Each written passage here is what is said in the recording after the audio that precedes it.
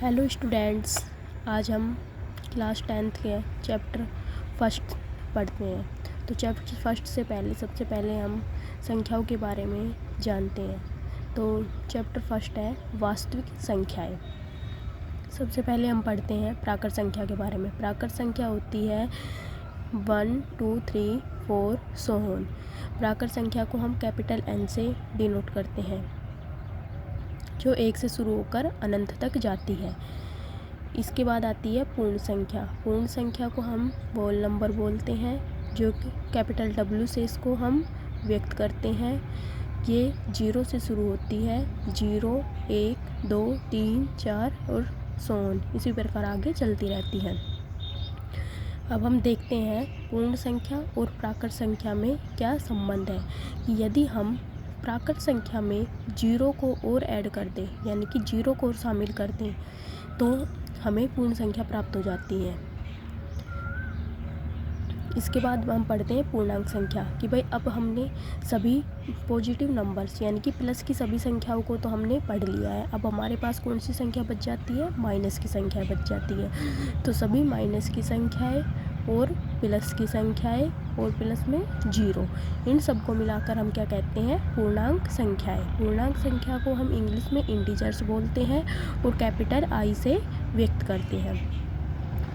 पूर्णांक, इसका मतलब क्या है? पूर्ण अंक, यानी कि ये भिन्न के रूप में या परिमेय संख्या के रूप में, अपरिमेय संख्या के रूप में नहीं होगी। इसमें पूर्ण अंक आएंगे, ना कोई दशमलव वाली संख्या आएगी। जैसे कि भाई -3 -2 -1 0 1 2 3 सो ऑन, ये आगे चलती रहती है। यानी कि माइनस इनफाइनाइट से हम प्लस इनफाइनाइट तक बोल सकते हैं। ओनली वे नंबर जो क्या है? पूर्ण है। इसके बाद हम पढ़ते हैं परिमेय संख्या को। परिमेय संख्या को हम बोलते हैं रेशनल नंबर। परिमेय संख्या वे संख्याएं होती हैं जिनको हम P/Q के रूप में लिख सकते हैं, जहाँ पर Q 0 के बराबर नहीं हो सकता है और P और Q क्या है? पूर्णांक है, यानी कि प्लस की भी संख्याएं हो सकती है और माइनस की भी संख्याएं हो सकती हैं। अब हम इसके उदाहरण देखते हैं परिमेय संख्याओं के। तो उदाहरण आ जाएगा 1/2, 2, 5, 22/7, -1/3, √4 है। तो इसको हम सोल्व कर सकते हैं। जब वर्गमूल से बाहर निकलेगा 4 तो क्या हो जाएगा? 2। तो 2 क्या है? परिमेय संख्या है। कि इसको हम P/Q के फॉर्म में कैसे लिख सकते हैं भाई? 2/1 लिख सकते हैं। यहाँ पर अंश क्या हो गया? 2 और हर क्या हो गया? 1, और हर हमारा 0 के बराबर में नहीं है, तो हमें ये क्या है? हमारी परिमेय संख्या है। इसके बाद है √9। तो 9 को जब हम रूट से बाहर निकालेंगे तो ये क्या जाएगा? 3। इसी प्रकार हमारी ये सब क्या है? परिमेय संख्याएं है। अब आगे हम पढ़ते हैं अपरिमेय संख्या के बारे में। अपरिमेय संख्या क्या होती है? जिनको हम P/Q के फॉर्म में नहीं लिख सकते हैं, जहाँ पर P और Q क्या है? पूर्णांक संख्याएं हैं। जैसे कि इसमें एग्जाम्पल है √2, √5, पाई, √3। भाई जैसे रूट के अंदर संख्या आ जाती है, यानी कि जो रूट से बाहर नहीं निकल सकती। अगर जैसे हमने पीछे एग्जाम्पल देखा है, √4 आ गया तो वो तो वर्गमूल से बाहर निकल जाएगा, लेकिन ये √2, √5 ये वर्गमूल से बाहर नहीं निकलेंगे। तो ये सभी क्या है? अपरिमेय संख्याएं हैं। ठीक है। इसके अलावा हमें ध्यान देना है, अगर हमसे पूछा जाए पाई, तो पाई को हम क्या बताएंगे? पाई एक अपरिमेय संख्या है। लेकिन अगर हमसे बोला जाए 22/7, ये क्या है? तो 22/7 को हम क्या मानेंगे? अपरिमेय संख्या नहीं मानेंगे, जब बल्कि 22/7 क्या होता है? परिमेय संख्या होता है।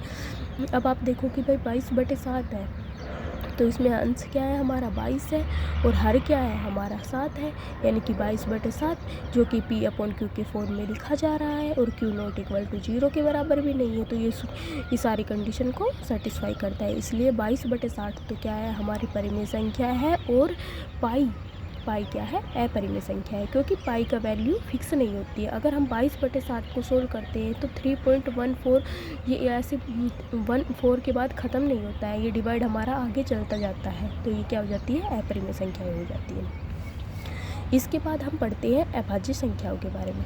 अभाज्य संख्या होती है वे संख्या जिनमें केवल 1 का और स्वयं का भाग जाता हो, अर्थात कि केवल हम बोल सकते हैं जिसमें केवल 2 गुणनखंड हो, उनको हम अभाज्य संख्याएं कहते हैं। अभाज्य संख्याएं के एग्जाम्पल हो सकते हैं 2, 3, 5, 7, 11, 13, 17, 19। ये सभी क्या है? हमारी अभाज्य संख्याएं हैं। ध्यान रखना है कि केवल एक ही सम संख्या है जो अभाज्य संख्या है वो कौन सी है, 2। 2 के हम अगर हम गुणनखंड करके देखें तो केवल 1 और 2 ही होंगे, इसमें केवल 1 का भाग जाएगा और 2 का भाग जाएगा। इसी प्रकार अगर हम 3 में देखें तो केवल 1 का भाग जाएगा और 3 का भाग जाएगा। तो ये सभी संख्याएं क्या होती हैं, अभाज्य संख्याएं होती हैं।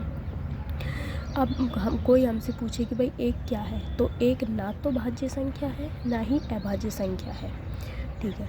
इसके अलावा हम देखते हैं जो 1 से लेकर 100 तक नंबर्स होते हैं, उन नंबर्स में कितने टोटल कितनी अभाज्य संख्याएं होती हैं। तो 1 से लेकर 100 तक कितने नंबर्स होते हैं अभाज्य संख्याएं, 25 अभाज्य संख्याएं होती हैं, ठीक है। अब भाज्य संख्या है, भाज्य संख्या को हम बोलते हैं कंपोजिट नंबर इंग्लिश में।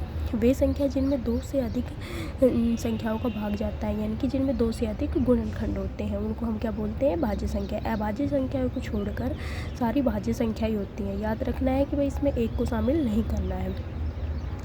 जैसे 4, अब 4 में किसका भाग चल जाएगा भाई, 1 का भी भाग चल जाएगा, 4 का भी भाग चल जाएगा, इसके अलावा किसका भी भाग चल जाएगा, 2 का भी भाग चल जाएगा। तो ये हमारे क्या हो गया, भाज्य संख्याएं हो गई। 6 देख रहे हैं, 6 में 1 का भाग जा रहा है, 2 का भाग जा रहा है, 3 का भाग जा रहा है, 6 का भी भाग जा रहा है। इसी प्रकार 18, 9, 24, 25 ये सभी क्या है, हमारी भाज्य संख्याएँ हैं। इसके बाद हम पढ़ते हैं सह अभाज्य संख्याएं। हम बहुत जगह पर ये देखते हैं सह अभाज्य संख्या। सह अभाज्य संख्या को हम इंग्लिश में बोलते हैं को प्राइम नंबर्स। अब इसमें केवल एक नंबर नहीं होता, इसमें हम 2 नंबर की आपस में तुलना करते हैं। तो वे संख्याएं जिनमें 1 के अलावा कोई समान गुणनखंड है, कोई भी 2 नंबर है, अगर उनमें कोई भी समान गुणनखंड नहीं है तो हम बोल देंगे वो कैसी हैं, हमारी सह अभाज्य संख्याएँ हैं।